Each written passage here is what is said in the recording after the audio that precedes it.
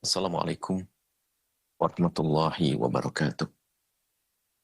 Alhamdulillahi nahmaduhu subhanahu wa ta'ala hamdan yuwafi ni'amahu wa yukafi mazidah. Ya Rabbana lakal hamdu kama yanbaghi li jalali wajhika wa azimi sultanika. Subhanaka la nusi thana'an 'alaika anta kama atnaita 'ala nafsik. Walakal hamdu walaka syukru 'ala dzalik. Allahumma salli wa sallim ala habibina sayyidina Muhammadin wa ala alihi wa ashabihi wa tabi'ina lahum bi ihsanin ila yaumiddin. Allahumma ya Rabbana a'inna ala ittiba'i sunnati habibika sayyidina Muhammad wa amidna ya Rabbana ala millatihi wakhsyurna yawmal qiyamati ma'a zumratihi wa tahta liwa'ihi urzuqna ya Rabbana taubata qabla al-maut wa syahadata 'inda al-maut wal jannata ba'da al-maut amma ba'd. Yang sangat kami cintai, kami muliakan para pecinta baginda Nabi Shallallahu Alaihi Wasallam, perindu ridho Allah. Alhamdulillah, kita masih diberi kesempatan oleh Allah untuk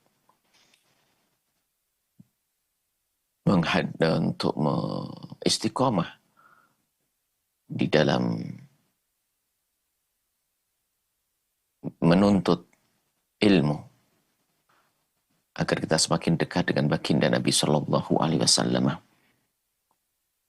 dengan di bawah bimbingan Imam Ibn Hajar Al-Asqalani dengan kitab At-Targhib-At-Tarhibnya. Yang kita saat ini sudah masuk bab baru At-Targhibu fil Jihadi wa Ta'kidu wujubihi. Himbauan untuk berjihad di jalan Allah dan pengukuhan akan kewajiban untuk berjihad. Bicara jihad, harus ada muqaddimah sedikit tentang jihad. Jangan sampai salah faham seperti yang dihembuskan oleh orang-orang di luar Islam bahwasanya Islam itu tersebar karena dengan pedangnya, dengan peperangannya. Karena begitu banyaknya peperangan yang dilakukan oleh baginda Nabi SAW dan para sahabat Nabi SAW, dikit-dikit perang. Akan tapi harus ketahui bahwa peperangan yang ada di dalam Islam itu bukan karena ingin membuat satu penjajahan kepada negeri-negeri atau buat kerusakan atau buat satu kezaliman, tidak. Yang harus difahami itu tentang jihad di dalam Islam adalah untuk membela kebebasan orang, untuk menjaga keimanannya, membela kebebasan orang untuk hidup beragama, membela manusia untuk hidup baik dalam urusan dunianya, bukan saja urusan akhirat, urusan dunianya juga. Jadi jihad itu sebetulnya kalau kita maknai lebih dalam adalah untuk menjaga, bukan untuk membuat satu kezaliman, untuk menjaga diri manusia, menjaga cara hidup dan kehidupan manusia itu sendiri. Kalau kita cermati, baginda Nabi waktu berada di kota Mekah tidak ada perintah untuk berperang. Nabi waktu berada di kota Mekah belum diperintahkan untuk berperang. Akan tapi di saat Nabi sudah hijrah ke Madinah, baru kemudian setelah itu disyariatkan berperang.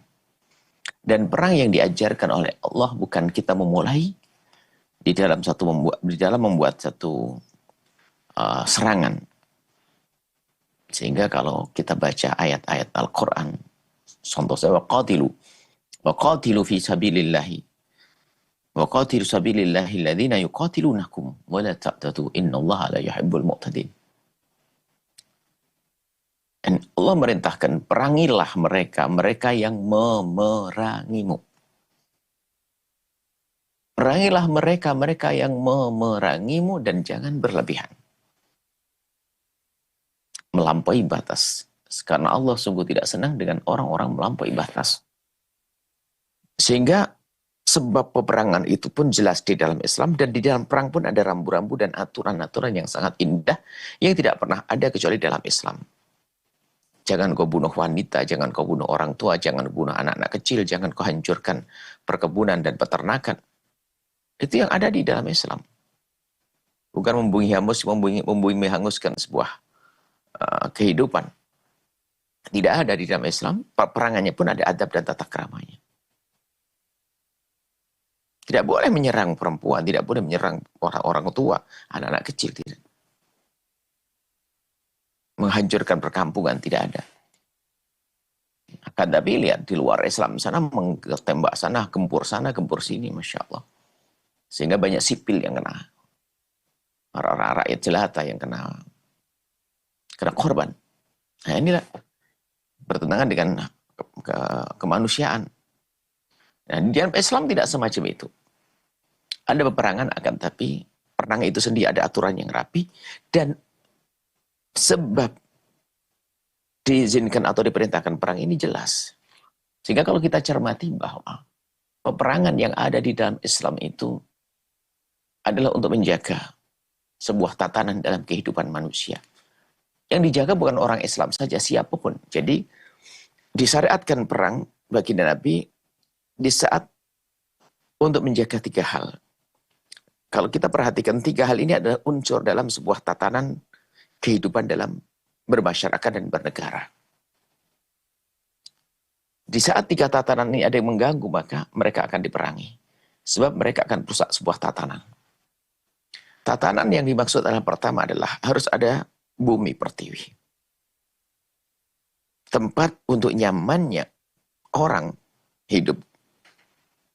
Untuk memijakkan kaki di bumi pertiwi. Wilayah. Setelah ada bumi pertiwi, maka masyarakat yang tinggal di dalamnya. Rakyatnya. Setelah ada rakyatnya, ada undang-undang kehidupan. Rambu-rambu. Sehingga setelah ada tempat ada bumi pertiwi, kemudian ada rakyatnya, ada undang-undangnya, maka ini layak disebut sebagai negara. Sebagai satu negara, sebagai tatanan kehidupan bernegara. Nah, di saat ada yang mencoba mengganggu ini, maka kita disyariatkan untuk berperang. Bahkan menjadi wajib berperang untuk menjaga negara ini. Menjaga 3 tatanan ini. Dan begitulah yang terjadi dalam Islam di saat terjadi peperangan ini. Kalau bukan penodaan kepada tatanan, urusan beragama, tatanan yang diganggu, maka diperangi mereka. Kita diizinkan untuk merangi karena mereka telah mengganggu tatanan. Atau mohon maaf, mengganggu, ingin mengambil bumi pertiwi, menjajah. Seperti jadi negeri kita dulu kan ada dijajah. Kita diizinkan wajib berperang karena apa? Bumi pertiwi kita akan diambil oleh mereka, Belanda waktu itu. Kemudian setelah itu ada rakyat yang diganggu. Rakyat di sini tidak hanya sebagai terbatas kaum muslimin, tidak. Di dalam Islam sangat indah. Yang dimaksud rakyat ini siapapun yang hidup dalam naungan tatanan Islam, dia adalah rakyat. Rakyat itu kan ada bahasa Arab namanya ra'iyah. Rakyat. Jadi rakyat yang harus dilindungi dan dijaga. Sehingga di dalam Islam ini coba. Kalau permusuhan itu hanya karena beda agama, nggak ada Nabi Muhammad menyebut istilah kafir dhimmi. Kafir dhimmi itu kan sanjungan sebetulnya. Kafir dhimmi. Ada kafir dhimmi, kafir harbi. Kafir harbi mereka memerangi kita dan kita wajib memerangi mereka. Ada kafir dhimmi yang mereka dhimmi dalam tanggungan kita, dalam naungan kita. Mereka rata-rata minoritas misalnya. Ada Nasrani minoritas di kiri kanan kita, Hindu minoritas di kiri kanan kita, Buddha minoritas di kiri kanan kita. Nah, kita punya kewajiban untuk menjaga mereka. Nggak boleh kita berbuat zalim hanya karena berbeda agama. Nggak ada aturan agama seperti itu. Islam tidak mengajarkan permusuhan setiap berbeda agama, permusuhan enggak. Jadi Islam tidak menyuruh seperti itu. permusuhan kepada semua yang berbeda agama, tidak. Perbedaan agama, lakum dinukum waliyatin. Agamamu, agamamu, agamaku, agamaku. Saling berbeda agama, kemudian setelah itu bisa menjalani hidup dalam kebersamaan. Tidak ada yang saling menindas. Tidak ada yang saling berbuat zalim. Lah, sampai begitu indahnya di dalam Islam, kalau ada orang Nasrani ingin beribadah di tempat ibadah mereka, kita tidak boleh mengganggu. Kalau ada orang Muslim mengganggu, orang Muslimnya yang dihukum. Maka jangan sampai menganggap Islam itu menyuruh berperang kepada orang yang berbeda agama. Tidak. Bukan karena perbedaan agama saja. Bukan karena perbedaan agama. Berbeda agama banyak. Pada zaman Nabi pun juga ada lahir waktu berada di Madinah orang-orang orang beragama lain, agama Yahudi dan Nasrani ada. Dan setelah itu ada sabda Nabi, keterangan-keterangan dari baginda Nabi SAW tentang diperkenankannya orang di luar Islam untuk hidup bersama kita. Nanti ada kafir dhimmi, itu yang adalah satu kalimat yang indah sekali. Bukan berarti kafir dhimmi itu masyarakat kelas 2, nggak ada. Sehingga kalau ada seorang non-muslim hidup di masyarakat kaum muslimin, dia berhak untuk berkiprah, menjadi seorang pebisnis, menjadi seorang pengusaha, menjadi apa saja. Tidak boleh ada penindasan di sini. Islam indah. Dan begitulah tersebar Islam dengan keindahan, dengan akhlak mulia. Nah, setelah terjadi penodaan dalam beragama, ternyata ada pemaksaan. Ada orang dolim. Pemaksaan dalam urusan beragama. Maka orang yang mencoba menodai cara beragama atau orang beragama, maka orang itu harus diperangi. Karena dia merusak tatanan. Mengambil bumi pertiwi. Mengganggu rakyat. Baik, seperti itu. Nah, baru setelah itu disyariatkannya berperang. Ada perang yang diajarkan Nabi SAW. Dan ternyata di dalam peperangan itu pun, lihat. Peperangan ini adalah hukumnya hukum imamah. Yang bisa memberikan komando hanya imam saja. Imam resmi dalam hal ini adalah presiden atau yang mewakili presiden, raja, sultan, atau yang lainnya. Pimpinan tertinggi, imamah uzma. Pimpinan tertinggi itulah yang bisa menentukan boleh berperang, gencatan senjata, dan seterusnya. Bukan asal orang. Asal orang boleh membuat satu tindakan. Menyuruh adil dari perkenankan. Harus ada hukum imamah. Karena imam itu nanti yang mempelajari strategi berperang, bisa membaca kekuatan lawan, kemudian strateginya seperti apa. Supaya kita tidak menurunkan rakyat hanya untuk bunuh diri saja. Sehingga harus seorang imam itu berhitung. Kapan maju, kapan mundur, kapan menyerang, dan kapan kita bertahan. Itu adalah jadi pertimbangan seorang imam. Sehingga namanya perang ini adalah, lihat, kalau seandainya sudah pada waktunya kita berperang karena negeri diganggu dan sebagainya, rakyat diganggu, maka kita boleh memberikan, kita membuat peperangan, perangilah mereka yang memerangi kamu. Itu pun ternyata yang merintah adalah imam, hukmul imamah, bukan individu. Bukan setiap orang boleh melakukannya. Perintah perang nggak harus perintah seorang imam. Karena di balik ini banyak kemaslahatan yang harus dijaga. Dan dikit-dikit perang-perang, rakyat jadi korban nanti. Berhitung benar seorang imam di saat menyuruh berperang. Nah, begitulah sekelumit tentang perang dalam Islam. Kalau kita pernah dengar berita Islam tersebar dengan pedang, itu adalah fitnah yang dihembuskan. Kalaupun ada, misalnya raja-raja Islam telah membuat satu penjajahan kepada negeri kafir, itu kesalahan dia, bukan kesalahan agama kita. Agama kita sangat terapi, sangat indah di dalam urusan perang. Nah, bahkan nanti dibahas oleh para ulama, asal hubungan antara kita dengan non-muslim itu hubungan hirabah atau asilmu. Asilmu al-hirabah. Kalau asilmu adalah damai, jelas, nggak ada masalah. Bahkan dia mengatakan al-hirabah, aslinya ikatan, urusan dengan non-muslim itu adalah peperangan. Itu pun ternyata tadi, ada rambu-rambunya, tidak langsung berperang, enggak. Ada aturannya, jelas. Nah, inilah sekelumit tentang jihad.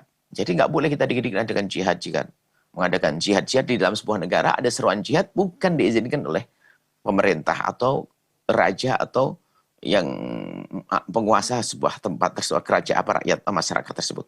Karena ini kalau tidak melalui seorang pemimpin atau seorang imam, ini bisa berantakan. Dikit-dikit ngajak perang, yang korban adalah rakyat itu sendiri. Rakyat itu sendiri. Baik, kemudian, kita langsung masuki bab jihad tadi. Setelah negara ini diganggu, rakyat diganggu, bumi pertiwi diganggu, cara kebebasan kita dalam memilih agama diganggu. Kita tidak la ikraha fid din, tidak boleh kita maksakan orang beragama. Kamu harus masuk Islam ya? Nggak ada. Kamu harus masuk Islam ya? Kepada orang Nasrani nggak ada. Orang Nasrani boleh dia tetap dengan agamanya, lakum dinukum waliyadin. La ikraha fid din, tidak ada paksaan di dalam beragama. Nggak ada paksaan dalam beragama. Nah, orang siapapun yang hidup bersama kita dengan agama yang berbeda-beda, boleh. Bahkan kita wajib menjaga rumahnya, kenyamanannya. Bahkan Nabi yang pasang dada, kalau ada orang ganggu, ini orang dhimmi, urusannya dengan aku. Oh, dilindungi oleh Nabi. Tidak ada seindah Islam. Dia memandang agama lain adalah dengan pandangan kemanusiaan. Tidak boleh kita menodai, menyakiti siapapun. Bukan karena berbeda agama lalu kita berperang dan bermusuhan. Baik, kemudian baru nanti ada kafir mu'ahad, kafir dhimmi, kafir harbi dan seterusnya. Ini adalah tentang pembagian-bagian orang kafir yang ada di dalam Islam. Yang pertama adalah Anas bin Malik, dari Sayyidina Anas bin Malik radhiyallahu taala anhu. Qala, beliau berkata, qala Rasulullah SAW bersabda, la ghadwatun, sungguh sesaat beperginya seseorang. Ghadwah itu dari pagi hingga siang tergelincir. Fisabilillah, di jalan Allah. Sesaat maksudnya, dalam waktu singkat, di saat engkau berada di jalan Allah, berperang membela bumi pertiwi, membela rakyat, membela agama, aurauhatun, atau bepergian. Jadi kalau para ulama bahasa menjelaskan kalau ghadwah itu adalah bepergian dari pagi hingga siang, kalau rauhah itu dari siang hingga petang. Kurang lebih seperti itu. Artinya apa? Sesaat engkau pergi berperang di jalan Allah, khairu minad dunya wa ma fiha, itu lebih bagus daripada dunia seisinya. Oh, kita mencari dunia dan dunia dan dunia sehingga kita bisa beli rumah senang, beli mobil senang, beli ini senang. Itu kesenangan, akan tapi berjihad di jalan Allah lebih besar daripada itu semuanya. Khairu minad dunya wa ma fiha, lebih agung dari itu semuanya. Ini perlu keyakinan yang kuat, yang dalam. Ini bukan dongeng yang disebutkan para ulama dari Al-Quran itu. Bukan dongeng. Akan tapi sebuah berita tentang kenyataan yang terjadi. Bahwasanya begitulah Allah beri kepada siapa yang berjuang di jalan Allah, berperang di jalan Allah Subhanahu wa taala. Beperginya sesaat saja itu lebih bagus daripada dunia seisinya. Bagaimana orang yang berbulan-bulan, bertahun-tahun menjaga tempat-tempat strategis kita agar terjaga, dia tidak tidur dan seterusnya, sesaat saja mendapatkan kemuliaan. Bagaimana orang semacam ini? Tentu dia mulia di atas mulia, mulia di atas mulia, mulia di atas mulia. Baik. Kemudian kita muttafaq rawahuma, dan juga dari sini Anas bin Malik. Walahuma, dan dalam hadis Bukhari Muslim min hadits Sahal bin Sa'ad nahwuhu, seperti ini juga oleh Muslim, dan riwayat Muslim dan Nasa'i, Imam Nasa'i min hadits Abi Ayyub mithluhu, dari hadis Ayyub sama dengan hadis tadi, riwayat Muslim saja. Lakin qala, ada tambahannya, khairum mimma tala'at alaihi syamsu aw gharabat.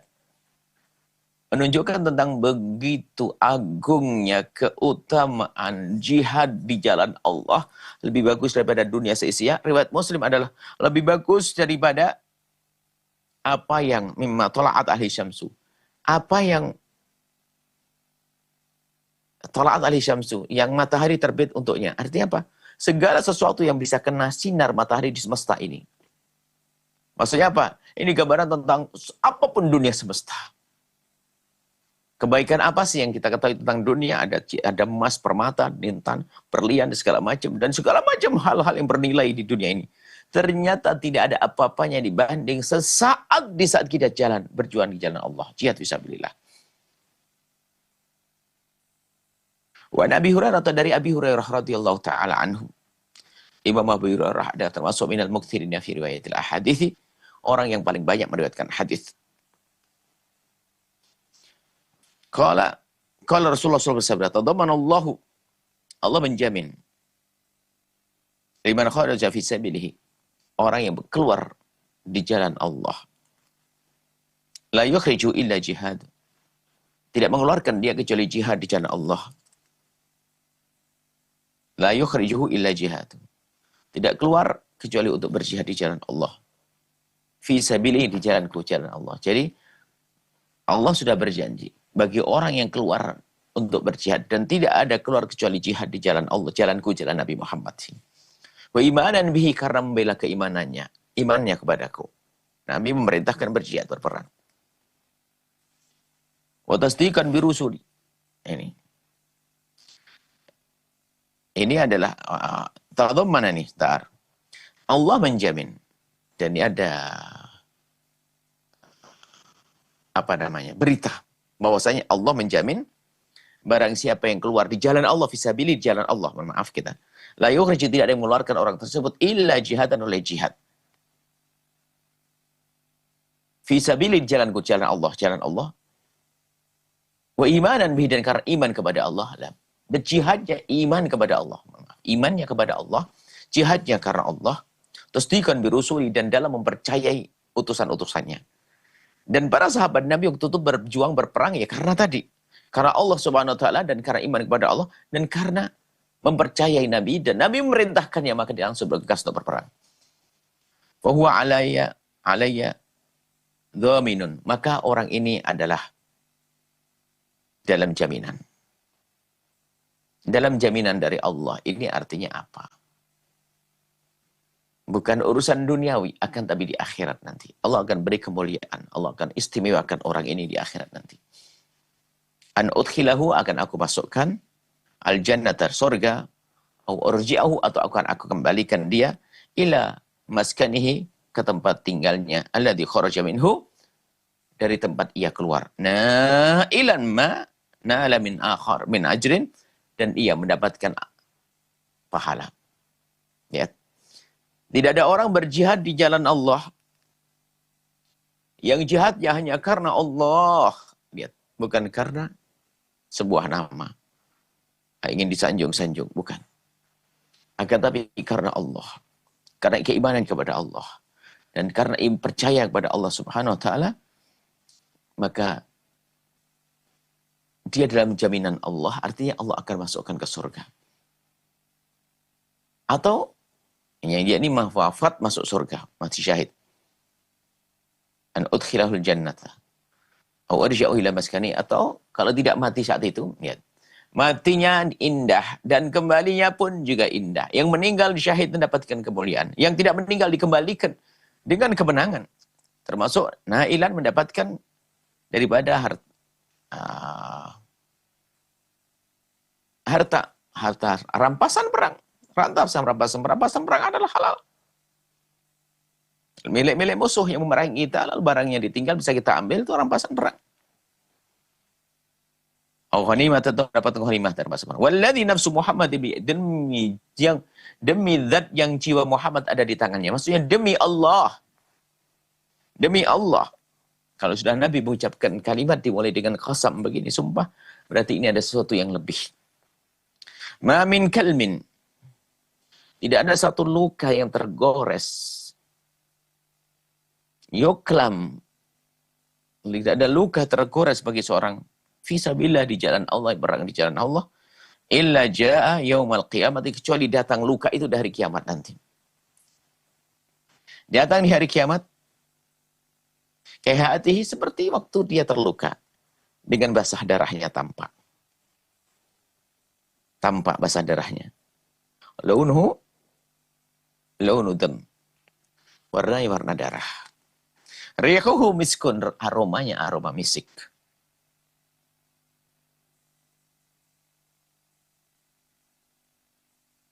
Nah, tadi. Walidzi nafsu Muhammadin biyadihi, dan demi zat yang Nabi Muhammad ada berada dalam genggamannya.